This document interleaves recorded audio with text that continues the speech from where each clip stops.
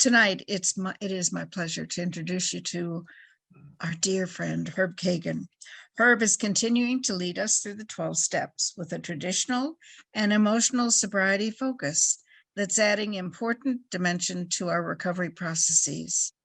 He's going to continue tonight to explore step 10, focusing on that thing we know a lot about or are trying to know a lot about, and that is emotional sobriety. So sit back, relax, maybe get a pen and a couple sheets of paper to take some notes and get ready. Herb, I can't wait. It's good to see you. Thank you very much, Susie. My name is Herb, and I'm an alcoholic. I am so pleased to be here. What a wonderful service, Patrick and yourself and everybody else who supports these gatherings of people are providing to the community, not only in the actual Zoom meeting, but in terms of having it recorded so that people can either re-listen to it if they find it useful, or if they were not able to get to it, to actually hear what's being said by experienced people. And I have experience. I have knowledge. That's a good thing. I've had knowledge for a long time. I didn't always have experience. Huge difference. Many of you have seen me do this. The man who took me through the steps at 4 years of sobriety said, Herb, you have a lot of information, but you have very little transformation. It got my attention because I knew that he knew that I didn't know. I just intuitively, I could not have put that in words at that time. But it began the process of me waking up. And I'm so glad that the meeting has adopted the set-aside attitude. I don't mean the prayer. Yes, that's great. But I mean the attitude, which is reflected then in the prayer. A commitment to a willingness, at the very least, to have an open mind and an open heart. Hear me, though. I heard a phrase the other day, and this is totally relevant to emotional sobriety as well as the 12-step process and the awakening that is guaranteed and promised. The proper use of our free will is the attitude of willing to be willing. The proper use of our free will is to be willing to be willing. Totally in parallel with Bill Wilson's insight and articulation in step 2, chapter 4, page 47, sorry, page 47, when he starts out unpacking step 2 for us. The willingness is the cornerstone. That's what will support this journey, just the willingness, not the knowledge or certitude, not the feeling or emotion, not even that you want to do this, but a willingness to want it. It's remote, but it's that crack in the door that lets the light in. Emotional sobriety. What a great topic. I didn't know much about sobriety in the beginning. I was a practicing alcoholic up until February of 1984, when the hospital that my wife was in asked me to stop drinking to support her recovery. I wasn't there for me. I was there to support her. But as part of the support, I was willing to listen and take direction that I had never anticipated and I didn't like, but I was willing to do. February 20th, they made that suggestion. 1984, February 21st is my anniversary, meaning I haven't had a drink since February 21st. The miracle is that's That's part of it. But the real, I never had an inclination since February 21st, 1984. That will aggravate many of you who have really tried or have a history of relapse and or still probably having some problems with your addiction. It's just not my experience. And what I know is the term keep coming back is not just frivolous. It's a slogan for success. Not just coming back to sitting in meetings, please. Meetings are important, but they're not the program. That might sound like heresy. I hope it does. Because if in fact you believe meetings are the program, you need to wake up.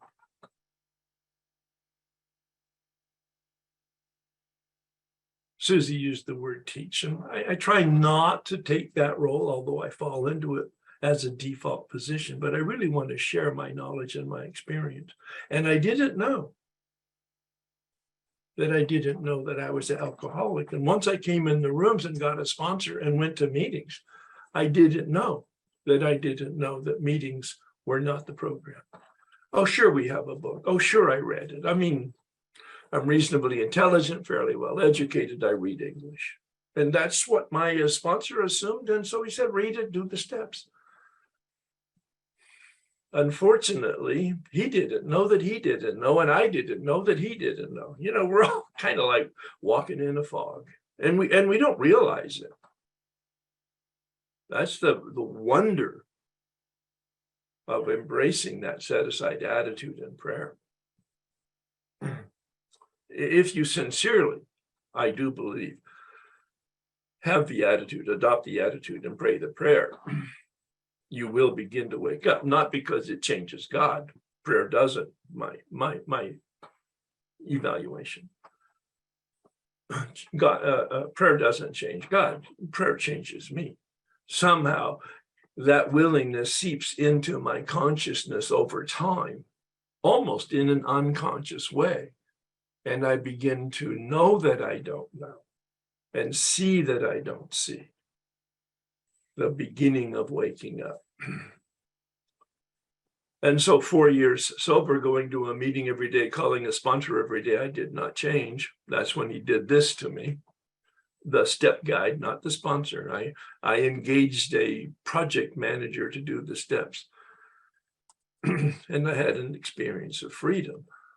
Notice, I still, pathetic Herbie, are holding on to the bars, looking through the bars, thinking I'm a victim, not realizing there's no ceiling, no floor, no walls.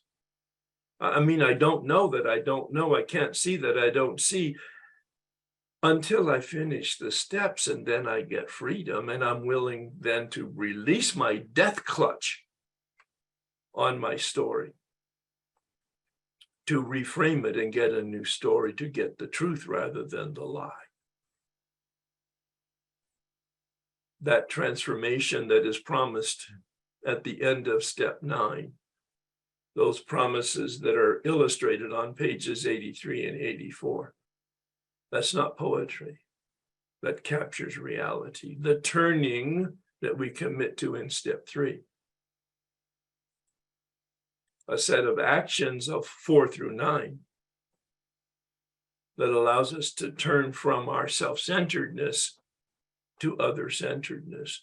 Steps 4 through 9, an experience of being turned, that co-creation combination of willingness and grace. I don't use the term miracle very often, but I certainly use the term mystery. I don't know really how it works. I know from experience that it works, and the mystery contains 2 ingredients. Grace, which is a gift. I can't earn it. Grace, I believe we live in grace. But my willingness to have an open mind and heart, my willingness to take directions I don't want to, my willingness to take actions that are contrary to my history and my desire. Again, the benefit of that set-aside attitude in prayer. Willingness and grace, the two components. I can talk about willingness because it's behavioral. It's about action. This man said to me, willingness without action is fantasy. And I mean, he was laser focused and a wisdom man. He wasn't being critical. He wasn't talking down to me. He was just saying what reality is. This is emotional sobriety. I didn't know the term at the time. It was only 10, 15 years ago that I encountered the conversation with Dr. Berger about emotional sobriety and the letter from 1958 that Bill wrote. Excuse me, he wrote the letter in 56, but in 58 it was published in the Grapevine. I had read it before. It didn't have much meaning to me until I understood and I had it unpacked by somebody else. Bill in 1956-58 called it the next frontier. Very few people read it and understood it. 1958.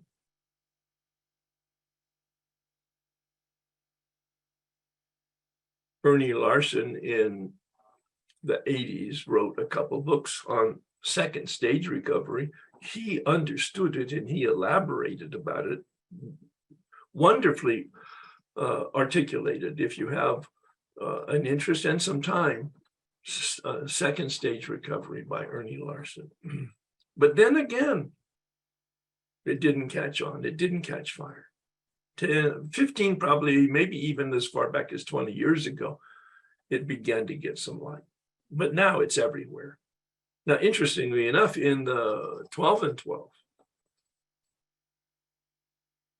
published in 1951, Bill was very aware of emotional sobriety. The words emotional sobriety are peppered throughout the 12 and 12, published 1951. Not a word of it in the big book, published in 1939. So it's a progressive awareness. Bill had it after 20, 25 years of sobriety. Interestingly enough, that's when I began to catch on. That's when Dr. Berger began to catch it. Step 10 is very, very clear. I mean, once you unpack it, it's a page and a half and it's really dense. It starts on page 84. Bill says, we enter the world of the spirit. When we finish step 9, when we commence step 9, I'm being precise because literally that's what he says on pages 83 and 84. We commence this way of living as we cleaned up the past. Please hear that. I'm a big book fundamentalist and literalist. I read it to see what it actually says and what does it mean. At the end of step 9, at the beginning of step 10, he says, we enter the world of the spirit.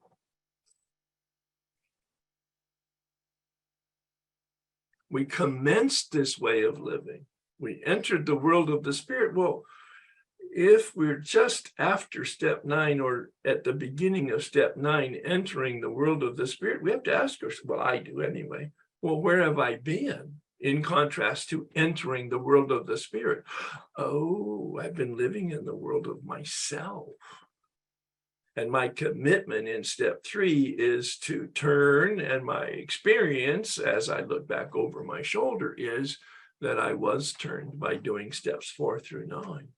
And now I walk through the door into a whole new world, the world of other-centeredness in contrast to self-centeredness. Other-centeredness meaning a relationship with power, with a capital P. So that's the antidote to lack of power in step 1. Other-centered, capital O, and other-centered with a small o, the world of humanity. I turn from my self-centeredness to be a partner and live functionally in the material world. I use the model of body, mind, and will, a story for a different day, to understand the steps 1 through 12. Especially step 1, it really helped me to understand the doctor's opinion about allergy and Bill's experience with obsession of the mind and insanity. But it was in my 10th year, going through the steps for the 3rd time, that the man introduced me to unmanageability, and I saw the behavioral unmanageability in the benevolence on page 52. And the description of the underlying cause and source of the problem of those bedevilments on pages 60 to 62. My will is dysfunctional on its own power. I have no power over my addiction with my will, a body and a mind problem. But I have no power over managing my life on my own power. Today, 38 years sober, I'm as powerless over managing my life as I was prior coming into the program on my own power. I'm very clear on that. I'm committed to a partnership with power, a partnership with the divine, co-creation. That's that willingness and grace combination I mentioned at the beginning. And this is, I believe, gives us the key to unlock the understanding of steps 10, 11, and 12. The focus on my free will, my willpower. Bill is very clear on page 84 about physical sobriety. We have recovered, is the term he uses in the title page of the big book. Check it out. Recovered. I'm no longer hijacked by the obsession, and therefore I'm no longer experiencing the allergy. I have recovered. I have a spiritual shield. I have physical sobriety. He says very clearly, placed in a position of neutrality. I'm not fighting it. I'm not attracted to it. I'm not resisting it. It's irrelevant to me. Alcohol is irrelevant to me and has been since February 21st, 1984. I didn't do that. I will use the term miracle there. Without my permission and without my prayer and without any action on my part, I was given the grace. I don't explain it. I don't understand it. The only thing I can say is I was willing sincerely from my heart to support my wife's recovery. But he says very quickly, we're not cured. Well, of what? No. We're not talking about addiction anymore. We stopped talking about addiction in the first half of step 1. We talked about the real problem in our personal lives. In the second half of step 1, those bedevilments, that self-will run riot, extreme examples. And on page 62, at the bottom of that second paragraph, he says, and we are as powerless over our willpower as we are over our addiction, having no power at all. We can't even, I'm quoting now, we can't even reduce it much by wishing and trying on our own power. We had to have God's help. That really launched me into step 2. At 10 years of sobriety, for the very first time, I had a new experience with it because of that set-aside prayer, the experience with unmanageability for the very first time, and the 2 questions that he asked me. What do you believe? Write it out. I read it to him. I have a background in organized religion and formal theology and philosophy and psychology. I wrote a beautiful treatise on what I believe. And then he sent me home to write another reflection on how do I behave. Oh my God, was I embarrassed. There was no correlation between what I said I believed and how I behaved. And I discovered I was a practical agnostic. This is all very relevant to step 10. Bill asks us to commence this way of living as we cleaned up the past, this way of life as we cleaned up the past, a way of life, a commitment to these principles, a commitment to these actions, a commitment to these 3 steps. Step 10, to keep the channel clear. I love the channel word because of the St. Francis prayer. It really gives me this sense that I'm the channel. And I need to keep the clouds, the impediments, the obstacles in me reduced to a minimum so that the light, the grace of God, the life of God, my own life, the Spirit, Spiros, can in fact flow through me unimpeded. That's the whole point of step 10. As I read it, especially confirmed by the description in the 12 and 12 of step 10, which really helps us understand the use of step 10. A spot check inventory, he calls it. And so he really tells us in the 12 and 12 the proper use of step 10. Now, you can use it in any way you want, all right? There's no right or wrong way. But the intended purpose of step 10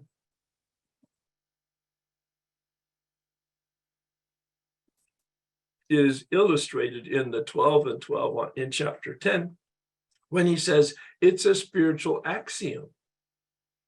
When we're disturbed, there's something wrong with us. God, I hated that when I read it in the 2nd year of my sobriety, because I had no idea what it meant, and I had not taken any responsibility for my disturbance.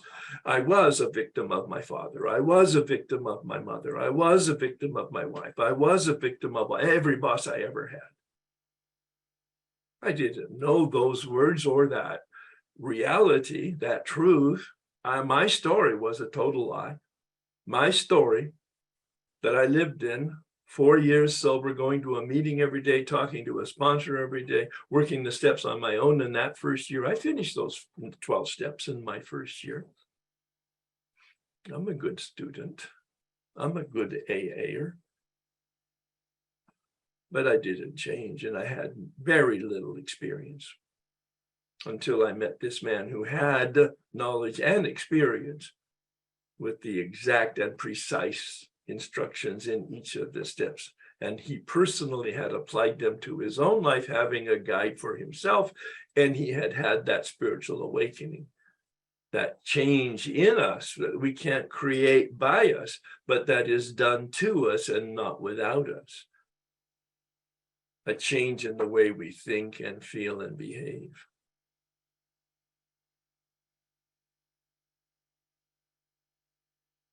Step 10, spot check inventory on the spot.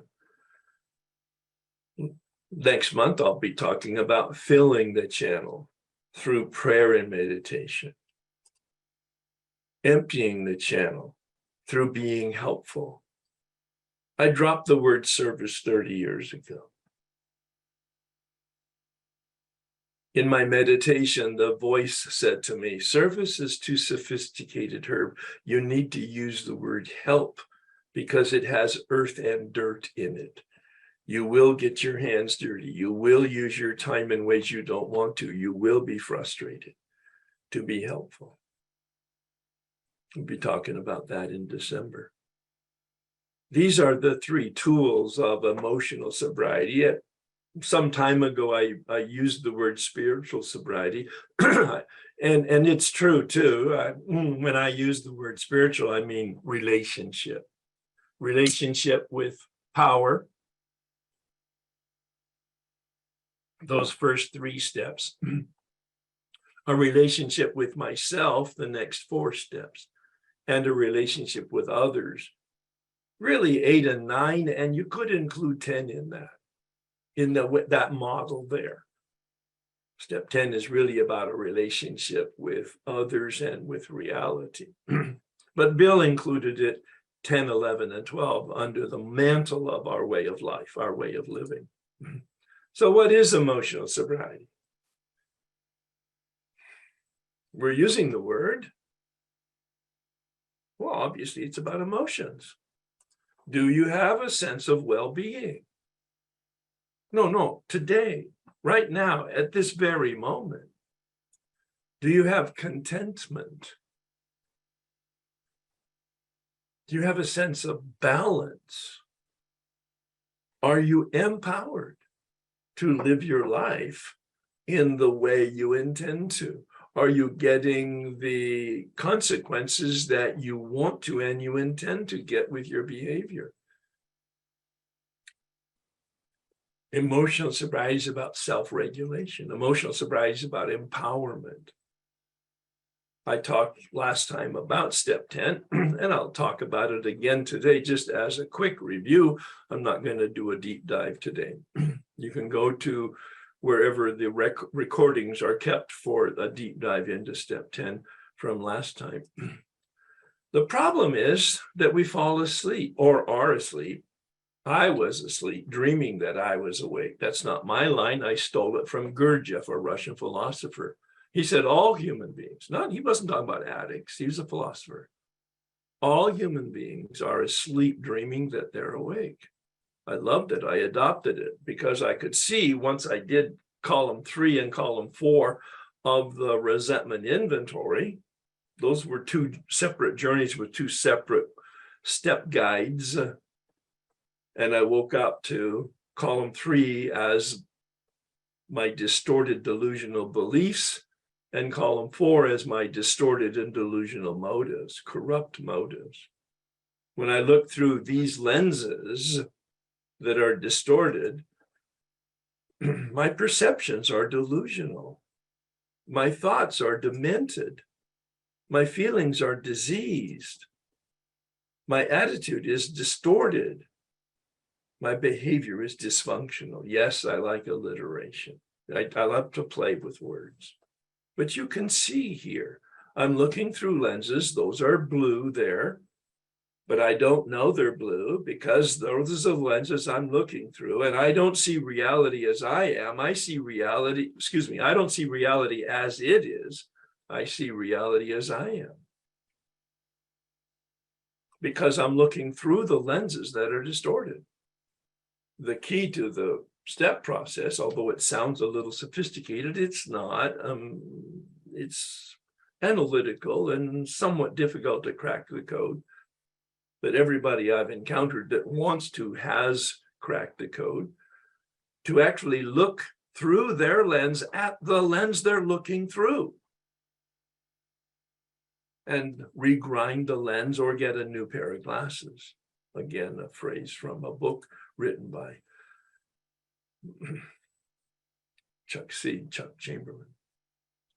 It's really good biology and psychology. It's based on how our brain is developed. We have a brain stem. It's right at the top of our spinal cord, just at the bottom of our neck. The brain stem, that first brain developed that allows us as animals to survive. When to eat, when to drink, when to sleep, when to mate. The lizard brain, that's where those instincts reside that Bill talks about, instincts gone awry. Fight, flight, and freeze. Fight, anger, resentment. Flight, fear, anxiety. Freeze, camouflage, dishonesty, secrets, a chameleon. These are our survival instincts. They're not wrong, although we use them inappropriately. That next development that allowed us to actually be really good animals is the limbic system, that second brain, which allows us to have emotions, but resentment and fear and dishonesty, resentment and fear and anxiety and shame, the hiding mechanism, dishonesty, shame. These are my interpretations. Some of this is not in the big book, of course. But this is science. This is biology. This is psychology. This is the human structure. We're talking about emotional sobriety. We're talking about this limbic system and self-regulation. That happens, that self-regulation is because we have a cortex and a neocortex. That's what houses the two functions that make us specifically human. We have a mind that knows and knows self-reflectively. No other sentient being to our knowledge has the ability for self-reflection, to stand outside ourselves and watch ourselves. It's an amazing gift. And then the real gift that makes us human is our free will. We have the ability to make a decision, turn left or turn right, get up or stay asleep. We have that free will, but as I mentioned in my opening comments, our will isn't free in the context of the big book. Certainly with regard to addiction, we don't have free will, no choice. We get so brain dead to talk about decisions and choice, powerless. We don't have a choice with regard to addiction. Once we engage, we're hijacked. Once we don't engage, we will engage again on our own power, allergy and obsession. The real crux of the problem and the real issue in emotional sobriety is unmanageability. I do not have the power, the choice to manage my own life on my own power. At least that's my experience, completely correlated and substantiated by the big book, pages 60 to 62. If you want to have some fun and you've never done it before, well, fun is a weird term to describe the embarrassment that you will have, but read pages 60 to 62 in the personal pronoun and present tense. I am having trouble with personal relationships. That's the bedevilment. Read pages 60 to 62 that way, and then read it out loud. On your own, quietly, just by yourself. Read pages 60 to 62 from the personal pronoun and present tense. You will have a sense of your emotional sobriety or not. It's a wonderful therapeutic confrontation. So we need to wake up. The problem is we're asleep. We have beliefs that we don't know that we have because it's the story that is habituated. Those are the lenses that are distorted through which we look, and they create emotions that are disturbed. When we are disturbed, there's something wrong with us. That's the conclusion of step 4, if you've done it in a healthy way. I needed help with that. I needed help twice with the 4th step, once with column 3 and another time with column 4. The same people offer me different experiences and different information, and I'm different at the time I'm doing it 3 years later. Dr. Berger calls these emotions signals. You're looking at the dashboard of your car as you're driving and you get a yellow signal, oil. You get a yellow signal, battery. You get a yellow signal, water. Or whatever the temperature is, the thermostat is, that gives you the signal that something's wrong with the car. You pay attention to it, because if you ignore it, the car will stop working. Very, very identical. There are principles in the universe. Some people call them spiritual principles. I prefer to call them universal principles. The universal principle of physics, gravity, is not negotiable. It doesn't change. It's immutable. The universal principle of honesty, integrity, fidelity, simplicity, humility. These are universal principles. And if you go against the universal principles, life will crush you. The term I use is to be in alignment. The key to emotional sobriety, the key to living life in a healthy, productive, and happy way is to be in alignment with reality, to be in alignment with the principles of reality. Reality is what reality is. Byron Katie, loving what is. She doesn't come at it from spiritual, psychological, or a 12-step viewpoint. She has her own, based on her own experience, loving what is. Once you've done a 4-step, if you want to have a different experience that'll reinforce your experience from the big book, read her book.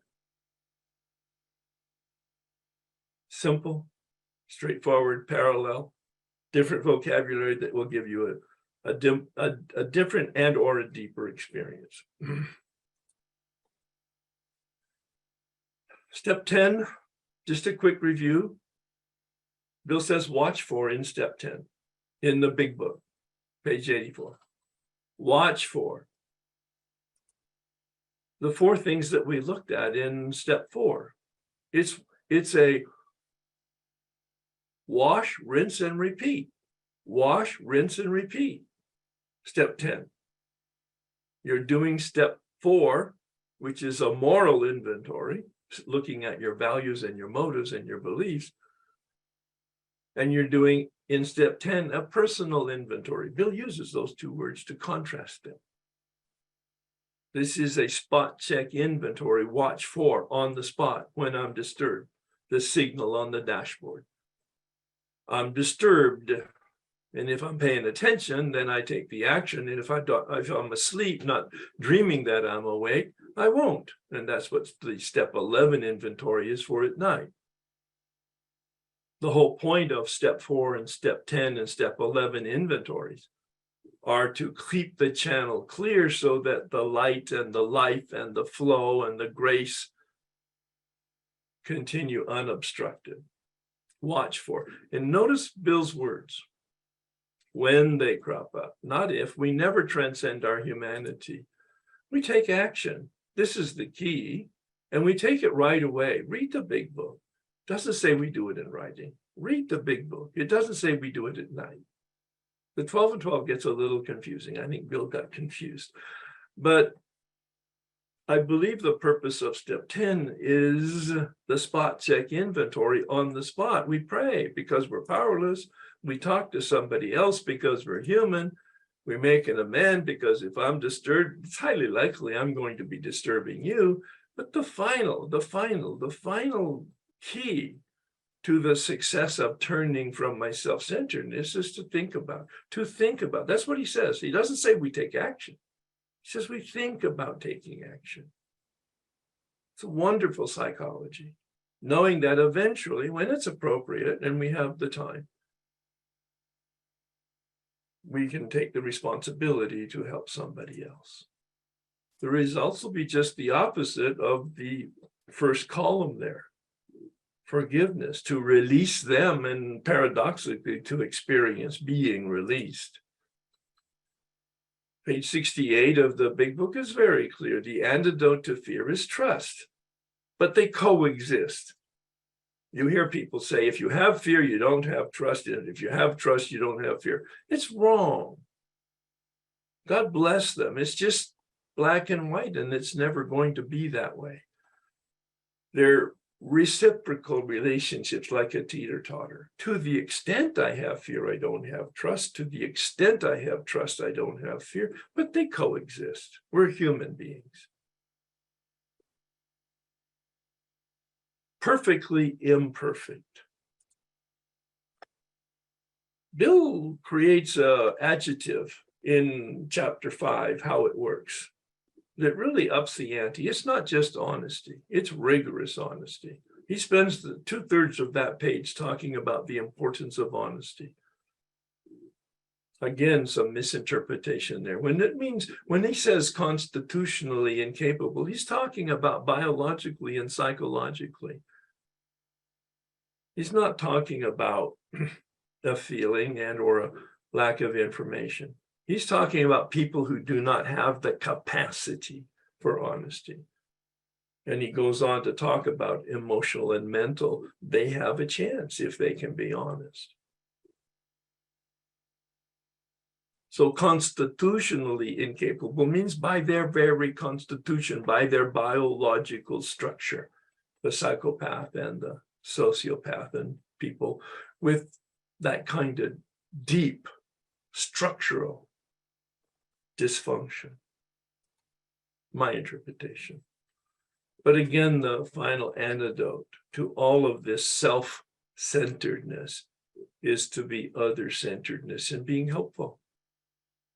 That's the lens through which I try to look on a daily basis. How can I be helpful? In my home, in my community, in my fellowship, when I'm walking in the park by myself. How can I be helpful?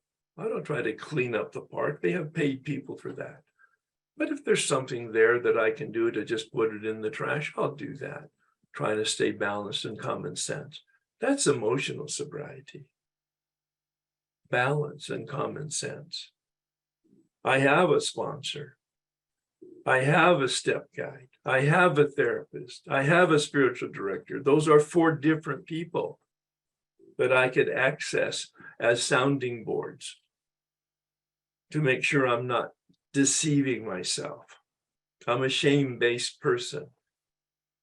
If you are in a green environment, you turn green. If you're in a blue environment, you turn blue. That's the kind of accommodation, the codependency, clearly. I've had to deal with it. It's the Achilles heel, that dishonesty that permeates my thoughts and my feelings and my actions, less now than it ever did, but it's still part of my nature. So I have sounding boards. That's emotional sobriety, so that I can be transparent, meaning my outsides and my insides match. Emotional sobriety, what does it look like? It's the turning that we commit to in step 3 and the turning that we experience at the end of step 9 and continue to experience as long as we have a daily practice of 10, 11, and 12.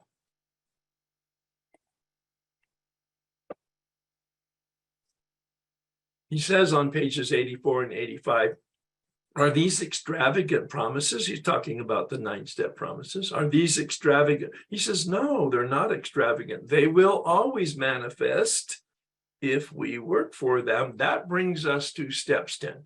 That brings us to step 11. That brings us to step 12. I call it a daily practice. Not cured, a daily reprieve. Reprieve, a stay of execution. Reprieve, that spiritual shield that has been created by the completion of step 9 that restores us to sanity. Step 2 says we're restored to sanity, and some people again talk about emotional and psychiatric as a definition of sanity. That's not what Bill means by it. Take a look at page 37. He gives us his definition of sanity. At the conclusion of Jim's story there, a little example of mental obsession. 6 times he goes to the nut house because he relapses, even though he has experienced the 6 steps of the Oxford group, my interpretation, early recovery for Bill. He led people through the 6 steps before 1939, the 6 steps of the Oxford group, and this guy got a job back with the company that he lost, got his wife back, and all was going well. But he failed to enlarge his spiritual life. It's right there in the book. The reason for Jim's relapse, he failed to enlarge his spiritual life. Fortunately, with a little more knowledge of the big book experience with the big book, I see on page 14 in Bill's story that he tells us what does that mean to enlarge your spiritual life. And he says we perfect and enlarge our spiritual life through work and self-sacrifice for others. Work. These promises will always manifest if we work for them. Work and self-sacrifice for others, that helping that I talked about earlier. We keep the channel clear so the light and the flow and the life stays present, flow, in alignment with reality as it is, in alignment with the principles of reality. Reality is reality, Byron Katie said. Reality is reality, but only 100% of the time. I mean, it's funny when you first hear it, and then it's totally confrontational. It's like a brickbat in the head. Oh, yeah. I'm expecting them to be different. I'm expecting work to be fair. I'm expecting to be recognized. I'm expecting, and like Fred Luskin, my co-facilitator in forgiveness workshops, talks about, we have unenforceable rules. Oh my gosh, it was such a great phrase. We have unenforceable rules. And when we try to impose our rules, our beliefs, our shoulds on reality, on people, even on ourselves, or especially on ourselves, we suffer. We turn here from steps 1 through 9 and practice step 10 to keep our sobriety, our abstinence and or moderation, depending on the addiction. We have a spiritual shield that's been built by steps 1 through 9 and a connection to, an effective connection to power. A spiritual shield, as long as we support it with our daily practice of 10, 11, and 12. That's sanity, sanus, healthy thinking, meaning I'm protected from the obsession.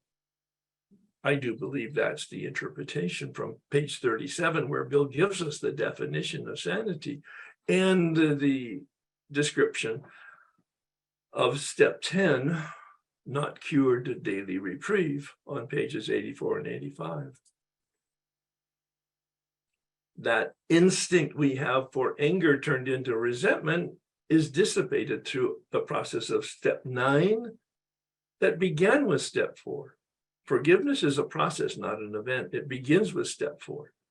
It concludes, in my experience, with step 9, to release and to be released.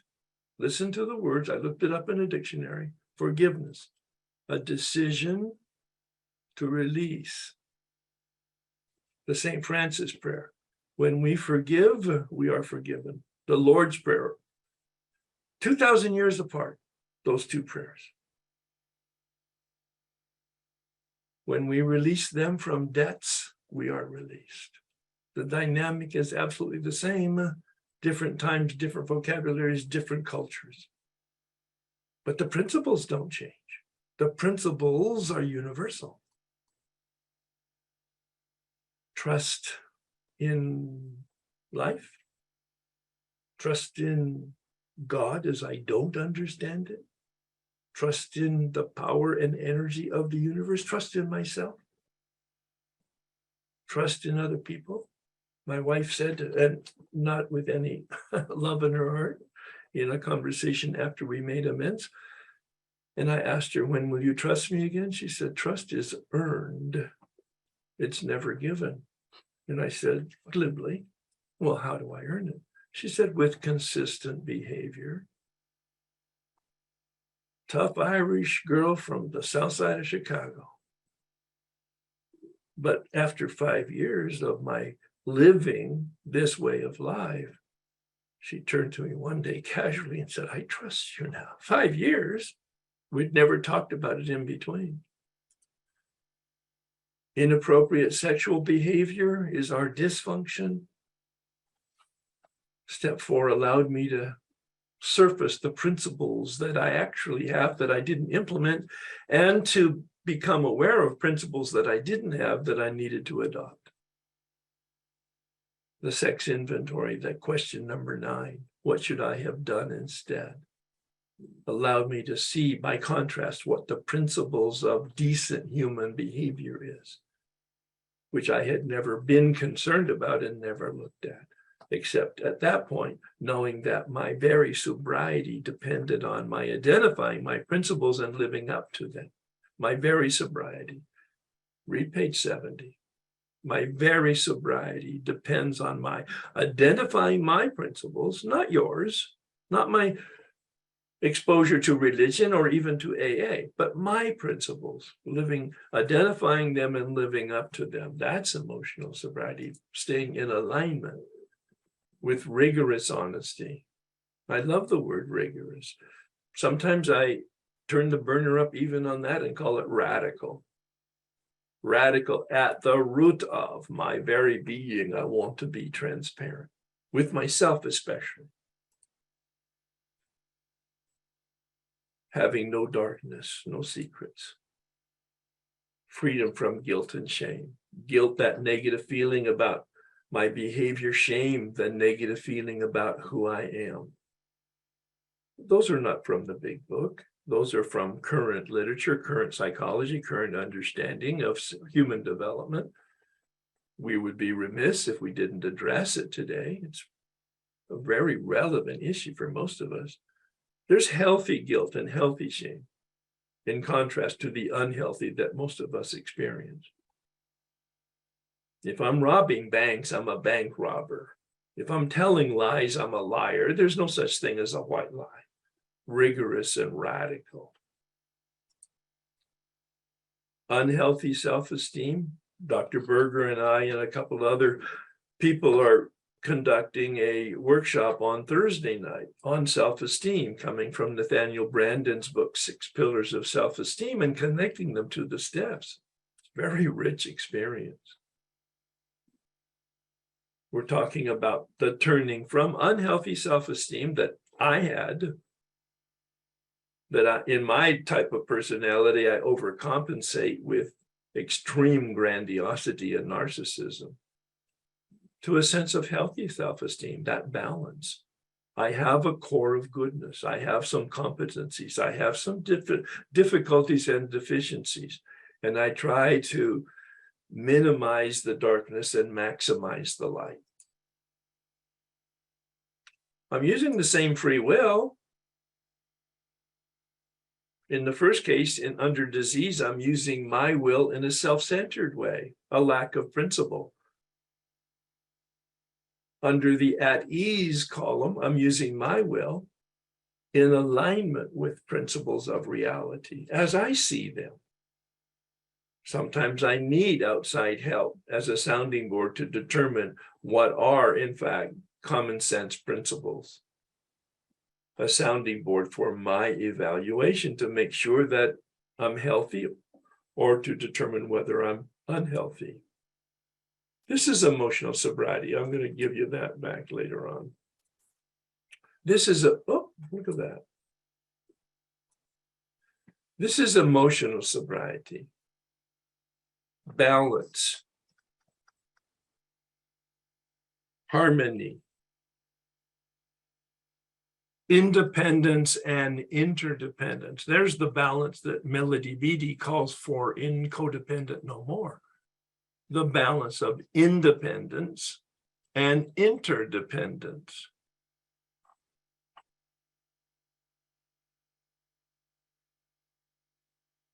The ability for self-regulation to be empowered. Step 1 is about the lack of power. But step 10 is about the growth in personal power. In fact, Bill says on page 84, I believe, or 85, that we grow in understanding. Our mind expands with knowledge of reality. We grow in understanding and effectiveness, meaning our will becomes more practiced in using principles to be in alignment with reality. When I'm out of alignment with reality, I am disturbed. And the point of the turning is to turn with my free will to be in alignment with my understanding of reality. God as I don't understand it, the flow of reality, the principles involved with nature.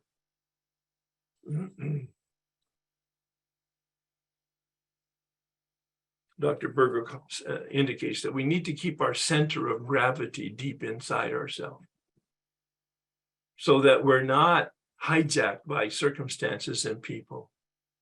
Circumstances and people are just doing what they do. I was a puppet on the strings I tied them to circumstances and people. This process cut those strings so that I'm no longer tied to circumstances and people. I take responsibility for my reaction.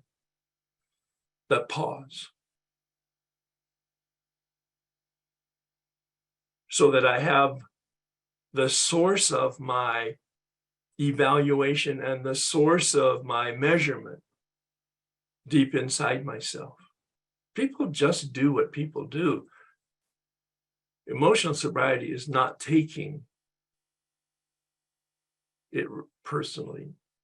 Reality is not personal.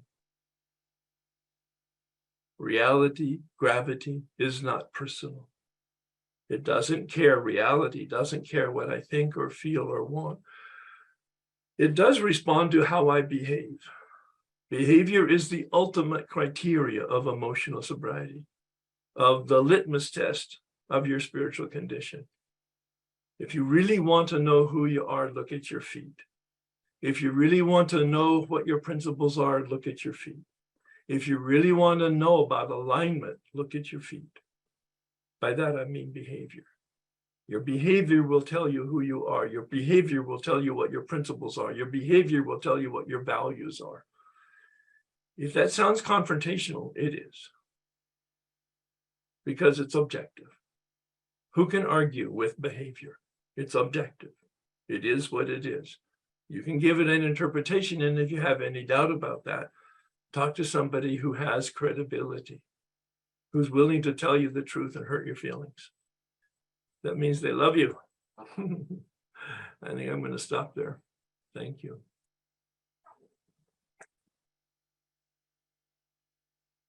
Thank you so much, Herb. I'm stuck on what you just said. And what it brought to my mind is that